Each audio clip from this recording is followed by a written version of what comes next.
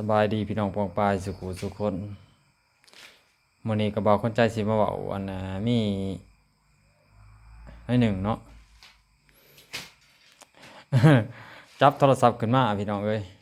เลื่อนไปเลื่อนมาก็เลยเลื่อนเห็นคลิปหนึ่ง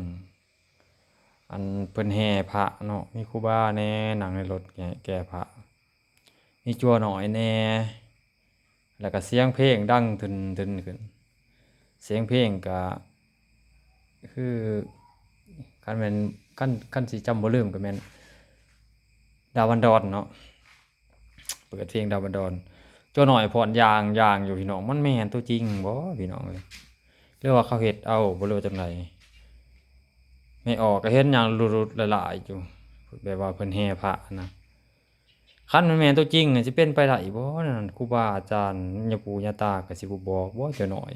พรยางนั้นเป็นไปได้บ่หรือว่าสังคมคุมื้อนี้เฮ็ดจั่งใดก็ได้บ่เนาะ มันก็บ่สมคันว่าคันบ่แม่นตัวจริงก็บ่สมควรสิเอาลงเพราะว่า